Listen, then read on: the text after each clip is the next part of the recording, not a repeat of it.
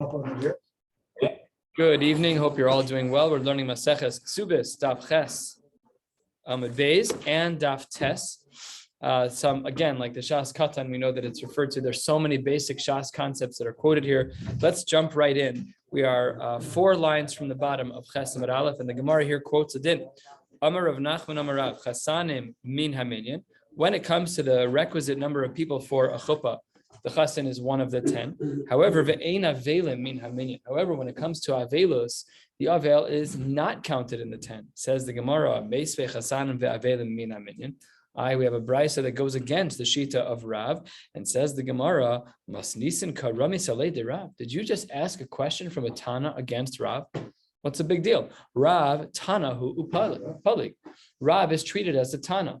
Now, what's fascinating is that we're going to see in a moment that Rav Yochanan was asked the same question in the next line, but we don't answer about Rav Yochanan that he's a Tana. Take a look at the Balei Tosfos here, the bottom Tosfos, Ches Amud Aleph.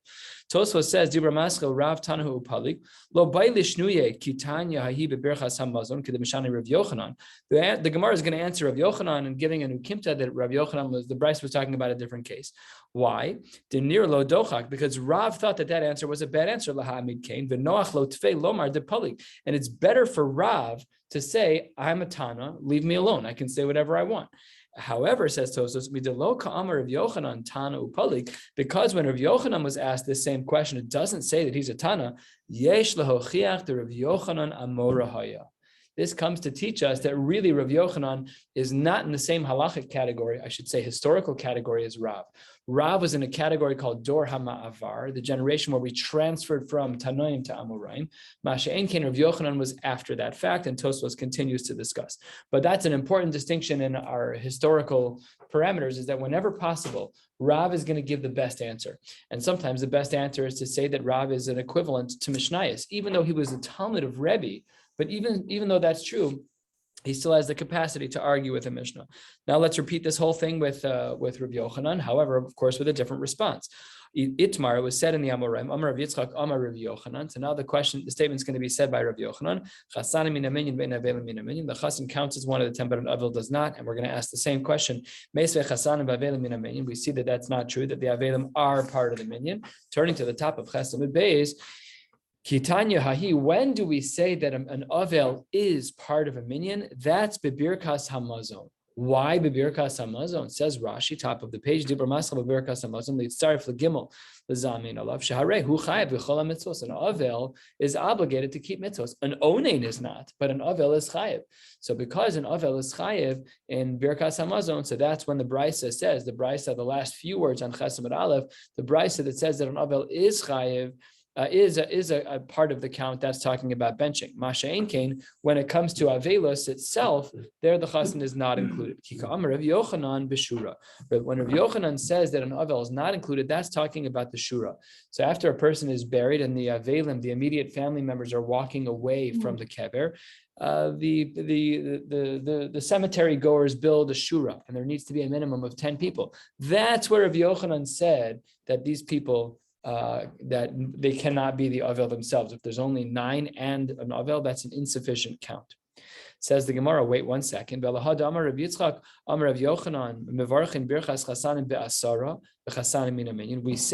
that birchas chasanim, like we learned yesterday, sheva brachos, that's said with 10 and the chasan counts.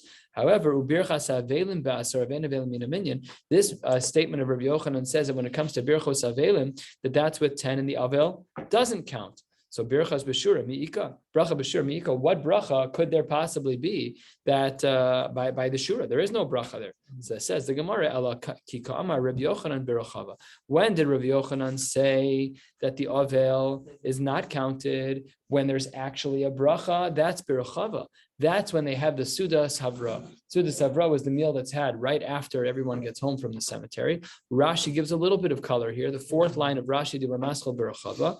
Rashi says, when they are giving over that first meal to the to the Avel, Mishal Acherim, from other people, Kedarim, Moy Katan, Hayumaver Nasober Chava, they would have the meal outdoors, Umevorach Sham, Birchas Avelim, and they would make an actual bracha. So that's what he was talking about. Rav Yochanan was that when he came back to have the meal, they'd have a meal set up outside and they made a bracha there, as we will soon see. Another question, 6-7 lines down, Chesed Beis, Velahada Amar Rav Yitzchak Amar Rav Yochanan, Mevorach Birchas Chasan Basara Kol Shiva V'Chasan Min Aminin, that when it comes to Sheva Brachos, Rav Yochanan taught us that yes, we need 10 people all 7 days, and the Chasan counts as part of the 10. So says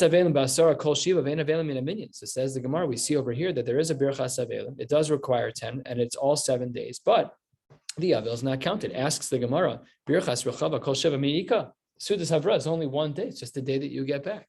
Then the Gemara introduces a brand new concept to us, one that should be a chiddush, which is mishkachas la bepanim chadashos. See, we're familiar with panim chadashos as it relates to Sheva brachos, but there's an equivalent din when it comes to avelos, and that is that if there are panim chadashos, then any brachos that could have been made in that Sudas Havra and the Rechava on day 1, if there's panim chadashos on the days of avelos of 2, 3, 4, 5, 6, and 7, those brachos can be made again, a big chiddush.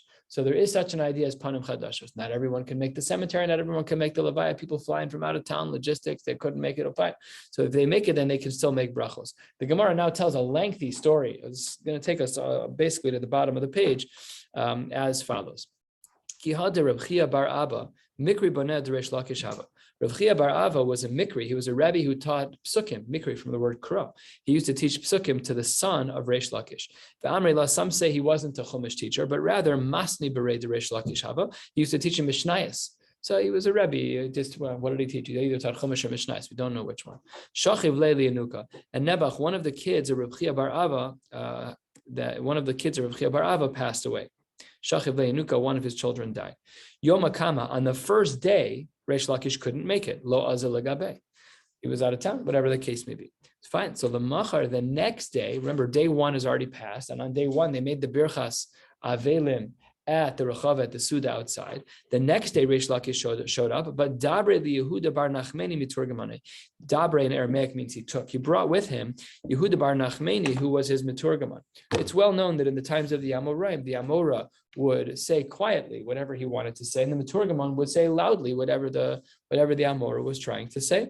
So fine. So then he brought Rabbi Yehuda bar Nachmeni.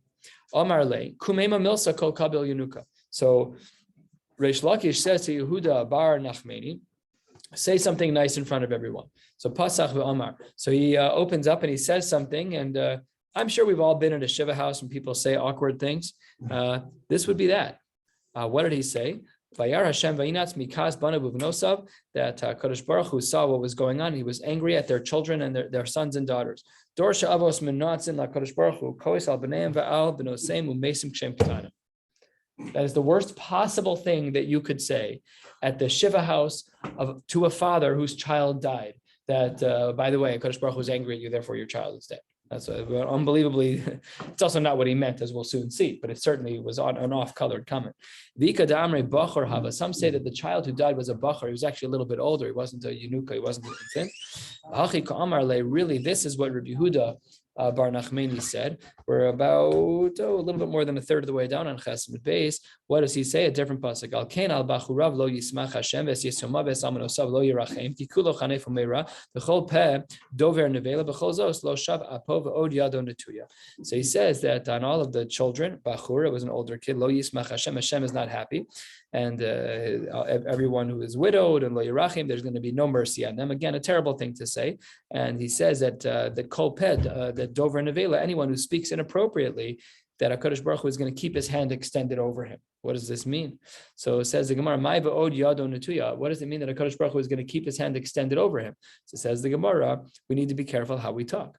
Amar Rav Chanan bar Rav, hakol yodin kala lama nichnasa lechuppah. Everybody knows it's either lama, which is why the kala goes to the chuppah, which is to be intimate, or lima, just that there will be a reality on the ground. It's not why she gets married. Okay, so why she gets married, lama and lima. The art school puts it as lama, but I always thought, I asked Rabbi Robinson today, I said, I always thought it was lima, that there is this feature of marriage that includes intimacy, but somebody who talks about it at the chuppah, A bizayon d'oraisa. You can't talk about those things. Everybody knows, but shut your mouth. That's not the conversation to have. But if a person says that, anyone who says something inappropriate, even if a person was given a gzar din of 70 years of goodness, in one comment. So the Mefarshim do discuss what's the sharpness over here. Okay, it's fine, understood, but not for now. Anyways, that's what the Gemara says is that he spoke about. This is the things he talked about. So the first version was that the child was a baby, and he says when fathers do bad things, kids die. And the second thing he said, if he's older, he died because his father spoke nibble pet. Either way, it's bad form. So it says the Gemara, you came here to show comfort. Yeah, you gotta leave now. He gets thrown out of the Shiva house. So it says the Gemara, no, you guys totally misunderstood me. First of the middle width lines. You're the type of person who should be caught up based on the generation. In other words, only tzaddikim get judged this way. Only tzaddikim are judged with such consequences. Therefore, what I meant when I said that people are misbehaving and their kids are dying, the onshim are falling on you because you're a tzaddik. You're the tzaddik of the generation, and the tzaddik absorbs nebuch. The tzaddik absorbs a lot of what a generation has.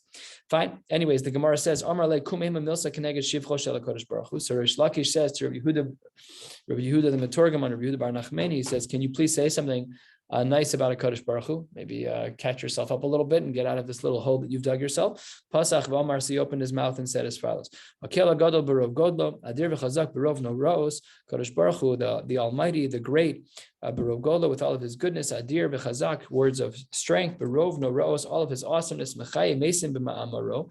He can make people alive again with His word. Oseh gedolas adin cheker. He does tremendous things that can't even be investigated. V'niflaos adin mispar, and wondrous things that can't even be counted. Baruch atah Hashem mechaye hamesim. What day of Avelus was this? It wasn't day one. It was day two. So therefore, we see that after day one, as long as there's panim chadashas, because Reish Lakish wasn't there on day one, so because he's panim chadashas, you can still make brachos. Story continues. Amar le kum ema milsa keneged avelim. You should at least say something for the family members who are the avelim, who are the mourners. Pasach v'amar achenu hamadukoin ba'evel hazeh. Those of you who are exhausted, who are depressed from this avelus, tenu levavchem lach korazos. Just keep in your heart as follows. Zosi umedes la'ad. This is the way of the world. This is forever going to be this way. Nesivu misheshes mebreshis. It's one of the pathways of our lives from the days of creation. Rabim shasu, rabim yishtu. Many drank already, and many will drink. Namely, a homily for death. Many have died, many will die. And as well, kimishta rishonim, like the early ones who drank, kach mishta achronim, so people are going to die. Let's just be straight up about it. Achenu Baal Nechamos Yinachem Eschem HaKadosh Baruch Hu, who is the Baal Nechamos, who is the master of all comfort, he should give you comfort. Baruch Menachem Avelim. I heard a story about the Rav Yashiv went to go pay a shiva call to Rav Chanoch Teller. He lost, I think it was when he lost he did lose a child, but I think this actually was one of his parents. I'm not 100% sure what the context was. Rav Yashiv walks in, sits down, doesn't say one word, gets up and walks out. No hamakom menachem, just gets up and walks out. So we've made it like, you have to read it in the transliterated, you got to stumble up. You don't have to say anything. You don't have to say anything. But Dina, you don't have to say anything. I don't even believe it's quoted in Shulchan Aruch to say hamakom menachem esem. So we don't have to say anything. If you're uncomfortable, don't say anything. You feel social pressure, fine. You can say it if you want, but you shouldn't really feel obligated. Yeah, I thought that's what I'm saying. Okay, so it says the Gemara, Amar Abaye, you shouldn't be talking that way. He says, Rabim Shasu Lema. You can say that a lot of people drank, in other words, that a lot of people died, but Rabim Yishtu Lo Lema. But don't say that people will die. Mishta Rishona Lema. Yeah, you can say that the early people drank and they died. You can say that. And Mishta Achrona, the mashal continues, but you should not be saying that others will drink and die. That you should not say. Why not? The Amar Reb Shimon ben Lakish v'chentana mishmed Reb Yossi le'olam al yiftach adam piv l'satan. A person should not open their mouth up to the satan. We should not say things that may potentially come true. Where do we see an example of this? Amar Yosef Mikra, because the pasuk says Kistom hayinu la'amora diminu. We were like people from Sodom, and we were similar to people from Amorah. Maya haderle, he called them by that name in the next part of the sentence, in the next pasuk. Shimu dvar Hashem Katsine Sodom, you are the officers of Sodom. You talk like you're Sodom, I'm going to treat you like you're Sodom. Al tiftach pela satan. So we should be careful as well. Sometimes people say this is superstitious. You can call it what you want. The Gemara says don't do it. So then we don't do it. It's nothing to mess around with. The Gemara also in Bava Kama has halachic issues with ayin hara. These are real things. They're not pretend things. They're not superstitious. Or even if they are superstitious, whatever word you want to give them in English, they're mafurish Gemaras. We should be careful not to be posech pela satan. Says the Gemara, Amar lei kumema milsa keneged menachme avelen. Now you should say something nice. Again, Reish Lakish talking to Rabbi Yehuda bar Nachmani, the Meturgaman, say something nice to the people who came to be menachem avel. The Gemara says Pasach v'amar as follows: Achenu gomlei chasadim, you people who are the kind givers to others. B'nei gomlei chasadim, the children of those who are givers. Hamachzikim beriso shel Avram Avinu, who are fulfilling what Avram Avinu does, and then skipping the parentheses. Achenu. My brothers, Baal HaGemul Yishalem Lechem Gemulchem. The one who is the master of Gemul, he should give you kindness as well. Baruch Atah Mishalem HaGemul. Again, a bracha b'shem Malchus, and it's being said on a day that isn't the first day because these are Panim Chadashos. Amar Lei, he says, Kumema Milsa Keneged Kol Yisrael. Say something broad to all of the Jewish people. We're 3/4 of the way down, 12 lines up, give or take. Pasach V'amar Ribon HaLavim, master of the world. Pidei, redeem us, V'hatzil, save us, Malate, help us escape, Hosha, save us, Amcha Yisrael, Mina Dever, Mina Cherev, Mina Biza, Mina Shidafon, Mina Yirakon, Mikol Mine Peranios, Misragshos Uvos Lolam, from all the terrible things, from plagues and from things that kill crops and anything terrible. Terem Nikra Va'ata Ta'anem. Even before we call out, please answer us. Baruch Atah Otzer HaMagefa. These are not brachos that we're used to seeing, but again, they are allowed to be said. End of that sugya. But a little bit of what should take place during the base Avel. Hope you like wine. Amar Ula va'amri la v'masnisatana. Some say it was Ula, some say it was a Mishnah. Asara kosas tiknu chacham bebeis Avel. A person should drink 10 cups of wine in a base Avel. Shlosha kodem achila k'dei liftach be'es b'nei me'av. 3 cups to start because that opens up the intestines. Shlosha b'soch achila k'dei lishros achila sheva me'av. 3 during the meal so that the food can soak in the wine in one stomach. Ve'arba la'achar achila. And 4 as the capstone. So 3 plus 3 plus 4 is 10 cups of wine. Echad, what are these last 4 for? So Echad keneged hazan, ve'echad keneged birchas arz, ve'echad keneged bonu Yerushalayim, ve'echad keneged atov ve'ametiv. The 4 core brachos that we say in benching. It's very strange we don't drink during benching because you have to make a bracha. So you can't. Must have been like 3 or 4 ounces. Oh, so I was medayik the same way that you were. That's how we know that their cups were very small. And the Gemara actually tests this theory in a moment because, to your point, says the Gemara 5 lines from the bottom, the Chachamim wanted to add to the 10 cups. Says the Gemara, Usifo le'an arba. They added another 4. We're up to 14 cups of kanai nahara. That's a purim. That's a lot of alcohol. What were these next 4 cups? For echad keneged chazanei ha'ir. The chazanei ha'ir is the chevra kedisha. The echad keneged parnasei ha'ir, the people who support these causes. The echad keneged beis hamikdash. The echad keneged Rabban Gamliel. The problem is hischilu hayushosin umishtachrin. People were getting trashed, and that was too much. It's inappropriate. I know that sometimes people drink for recreational purposes, but it's really not like that. The Maharal has a beautiful idea, gorgeous idea, and I share this at brises all the time with the secular chevra, with the less observant people. Why do we make a blessing over a cup of wine here at a bris on Shabbos, Pesach, Purim? Yeah, it's true some people like to drink for the wrong reasons, but the right reason to drink is not for recreation, but for transformation. Every single time we have an opportunity for aliyah in our Jewish calendar, we have to have wine because it's a tool of elevation not to get drunk. Nichnas yain yatzaso. We tap into something deeper. So therefore, when you go from weekday to Shabbos, you have to have a cup of wine. You go from weekday to Yom Tov, you have to have a cup of wine. By a bris, you have to have a cup of wine. When you get married, you have to have a cup of wine. Every time that there's a cup of wine, Ladina, when it's quoted in Shulchan Aruch, every time, writes the Maharal Prague, that is an opportunity to elevate. What happens on Motzei Shabbos? You say Havdalah, then what's transformation? The next day is a Sunday. The nothing day. So it says, if you think that, you're not thinking like a yid. A yid, it's the upward spiral. Sunday, Monday, Tuesday, Wednesday, Thursday, Friday, Saturday. Havdalah, the next week is higher. Next week is another level. That's what the Maharal writes. What? Yeah, beautiful. Exactly right. You can make Havdalah till Tuesday. All the other dinim they plan. This is what the Maharal writes. You want to drink to get drunk? Just admit that that's not Ratzon Chacham, because we see right here, you're drinking 10 cups of wine. Oh, they started to get drunk. Done. Out. cancel the last 4 cups. And Taka, that's what they did.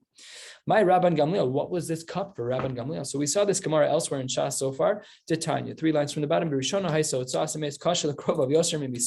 gosh, it was so expensive to bury people that people actually, they were crechting more about the cost of the burial than they were about the death of the person. That's not me being tongue in cheek. That's what the Gemara says, is that they were hatzas hameis kasha lekrov of yoser mimisaso until achahayu manichin oso uborch, and then they leave the body, be like, we can't even afford it. We'll just leave it as a mace mitzvah. The community will take care of it. We can't bury it. We can't afford it. It's too expensive. He treated himself in a light way. What did he do? He only was buried in flax. No expensive silk garments, no fancy coffins. We are simple Jews. We get buried in pine boxes, very, very simple pieces of wood, vizehu, a Jewish star on the top, and done. No fancy clothes, basic tachrichin. And that came from Rabban Gamliel. People wanted to dress up the person who died, but tachrichin, chashuvin, with silk, whatever. He says no, even klei pishtan, v'nagu kol ha'amachar b'hotzi b'klei pishtan. So they wanted to honor him with one of those 4 cups. Granted, they dissolved one of those 4 cups because it was too much alcohol, but fine. So 10 cups of wine, seemingly every day. Again, it seems that way from here. That's what it seems like, but I don't think anybody does that. We didn't, when we said Abayas, we didn't drink any wine, I don't think. It's mutter, just not done. Now, says Rav Papa lived a long time after Rabban Gamliel. He was the 4th century already, 3rd, 4th century of the Amoraim. So Rav Papa was of the opinion that we would even get buried in sackcloth and canvas, even something that's burlap, like that kind of material. It doesn't matter, as long as the mace is covered in a mechubad way, shalom al Yisrael, and even if it's barzuza, inexpensive. We're now going to speak about one of the most well-known sugyas in all of Maseches Kesubos, which is the claim that a husband may make of Pesach Pasuach Matzasi, which is that when a couple gets married and they are together, he is able to sense that she is not a Basula, that she is not a virgin. Pesach Pasuach, he finds that the Pesach was Pasuach, that she was already a Be'ula, that she is not a Basula anymore. So says the Gemara, Amar Rebbe Lazar, turning to the top of Testament Aleph, Haomer Pesach Pasuach Matzasi, if a man claims after being with his wife that first night, and she's supposed to be a Basula, that she does not have a Basulim, the halacha is, Ne'eman la'osra alav. We trust him enough to make her usher to him. Rashi Dibur Amaschil Ne'eman le'osra alav, 4 lines down. Even though we have no way to verify, because you already had tashmish with her, you can't even do a check. You had tashmish with her, so who says it wasn't you? It says the Gemara, even though we can't verify it, ela al piv legabe nafshei having mehem l'shavya alei chaticha de isura. This is a Shas concept that Rashi is talking about, 6 lines down in Rashi, where Rashi says he equates her to him as a chaticha de isura. She is now forbidden to him by his own admission, even though he can't prove it. He's not a baki. He doesn't know what he's talking about, but if he says Pesach, Batzach, Matzasi, the halacha is that he's no longer allowed to be with her. Ve'amai, asks the Gemara, Svek Sveikahu, we have a double suffix. Well, Svek Sveika is when we have 2 Sveikos, one built on another. There's actually a kuntras called Kuntras Svek Sveikos lahashach.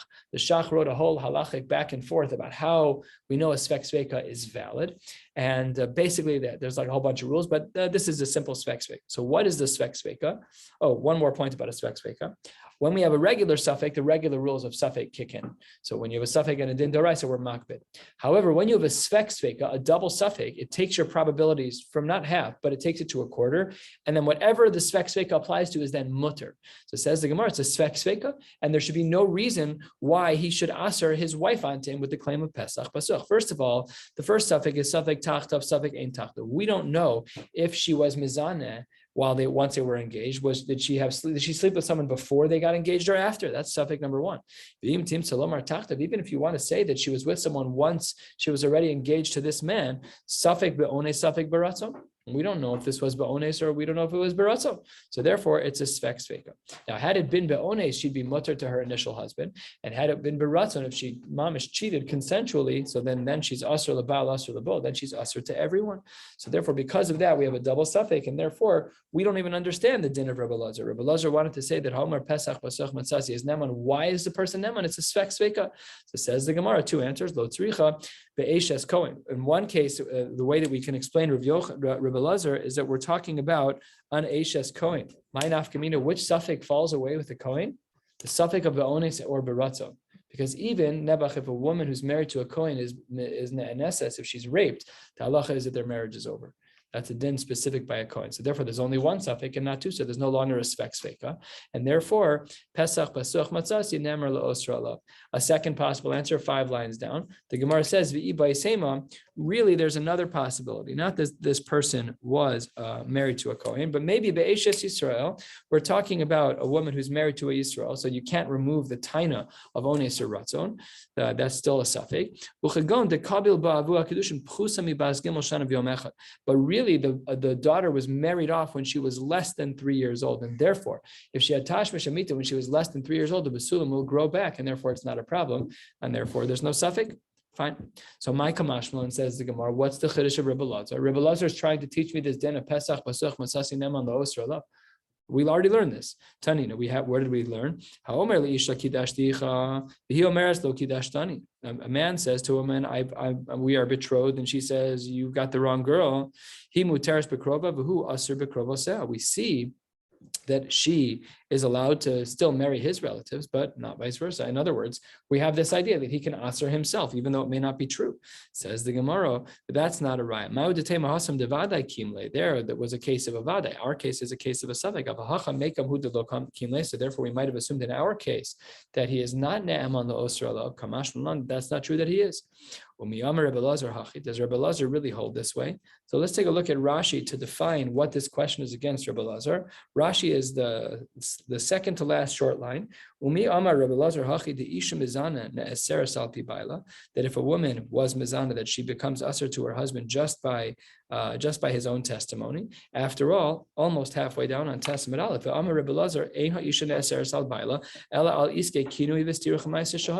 how can you say, Rabbi Lazar? How can you say that just with the claim of Pesach Pasuach Matzasi that a husband becomes usher to his wife?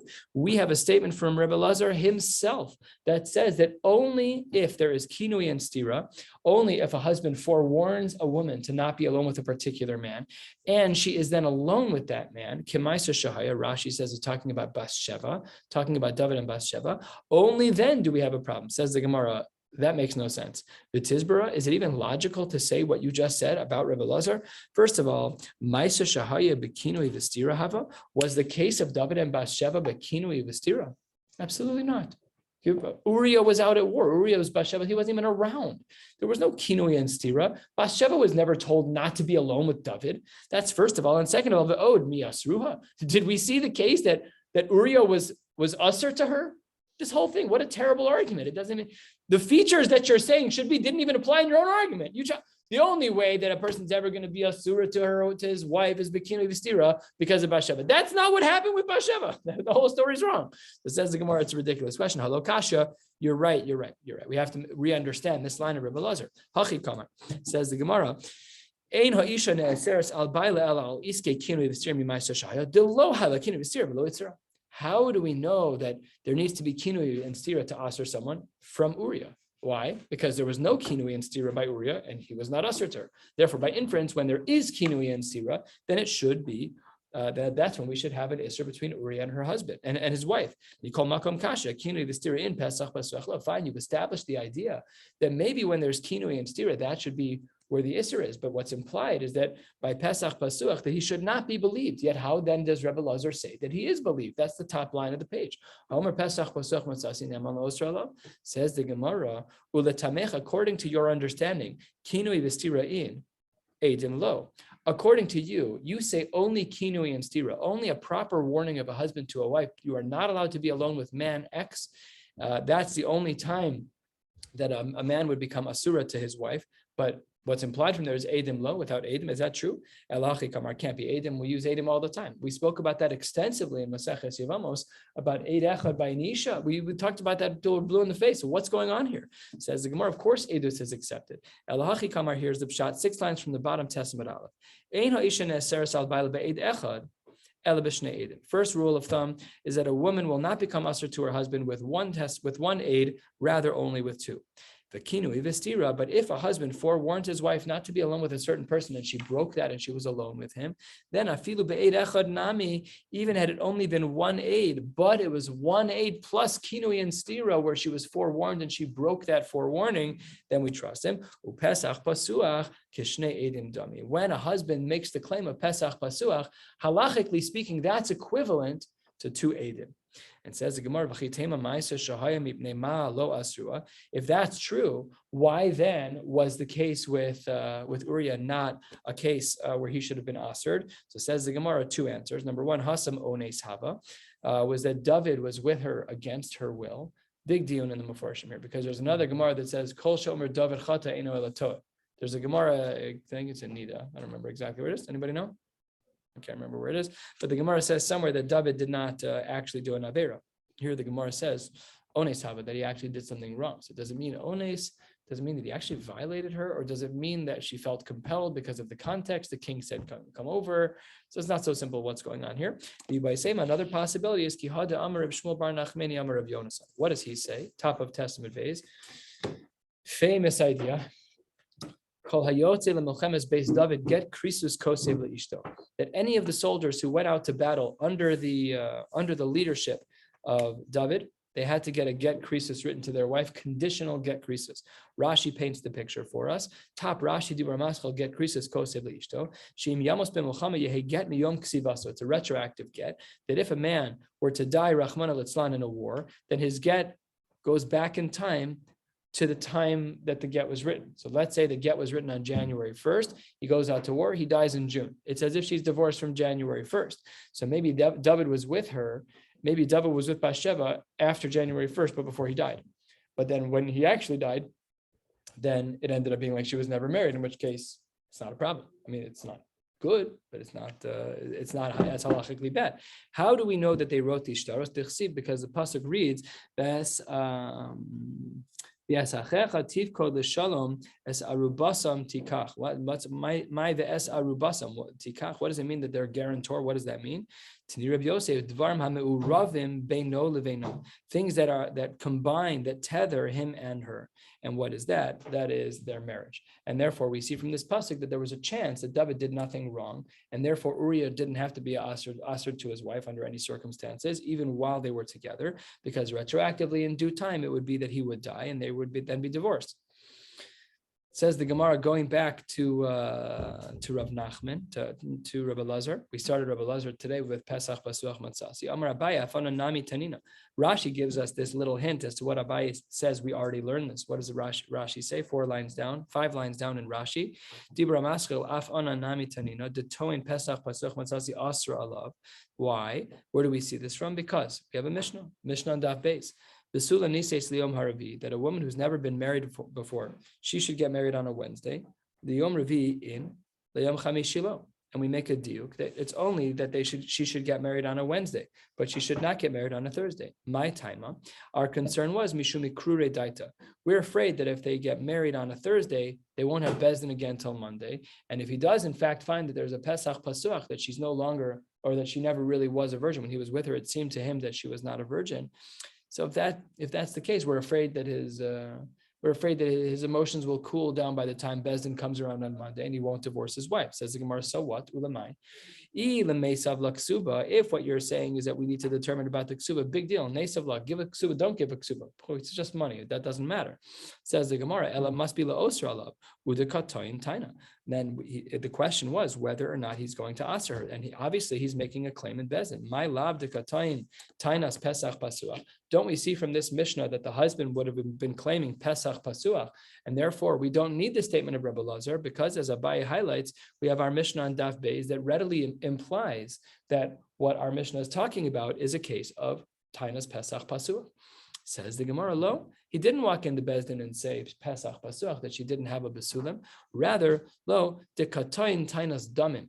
He makes a different claim. What is Tainas Damim? So Rashi says this halfway down, no, really a third of the way down in Rashi, Zibur Maskal Tainas Besulim, the Taina Mivoreresi, the Leika Lememar Lo Kimle, Avab Pesach Pasuch, Emalach Lo Kimle, that there was just no blood. And because there was no blood, he was concerned, but he didn't say there's Pesach Pasuch.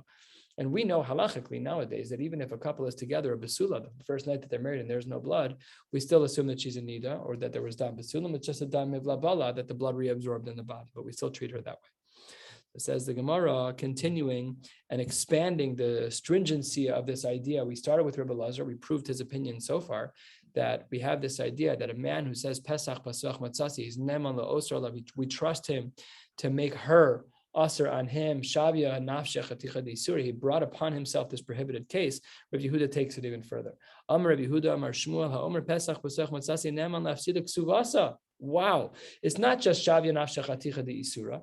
He says that one claim, even though he's not a baki b'hataya, he doesn't know what he's doing. He's a new husband. He has no clue what's happening. Still doesn't matter. The halacha is ne'eman lahafsid. Well, not the halacha. The statement of Rabbi Yehuda Shmuel is that she loses her ksuba. Rashi, what's the svara why she would lose her ksuba? Rashi almost halfway down. Dibur hamasra lahafsid ksubasa al pi atzmo v'taima lekaman mefarish chazaka ein adam tarech b'suda mafsida. No one would work that hard to just make a taina the night that they get married at Pesach. So you drop $50,000-$100,000 to do a wedding, and then in one moment you're going to lie about it. You're obviously not lying. It must be that you're telling the truth when you say Pesach Pasuach, and therefore she loses her ksuba. Amar of Yosef, that's not a chiddush. My kamashmal and tanina, we already learned this in a brisa. What does the brisa say? The Brisa teaches us as follows, 7 lines from the bottom. We're going to be stopping at the bottom of the page, last word. The Brisa says, if a person eats at his father-in-law's house in the city of Yehuda, in the area of Yehuda, shelo be'edim, without edim, meaning they were alone, then the halacha is eno yacholito on tainas besulim. Well, they were alone, so he no longer has any ne'emanos. Just think about that. If a man is alone with a woman long enough conceptually to have tashmish amita, he instantly loses the possibility of claiming tainas pesulim, claiming Pesach Pasuach Matzasi, because in theory he slept with her. That's how it works, and that's why the poskim give a time frame for the Isser Yichud.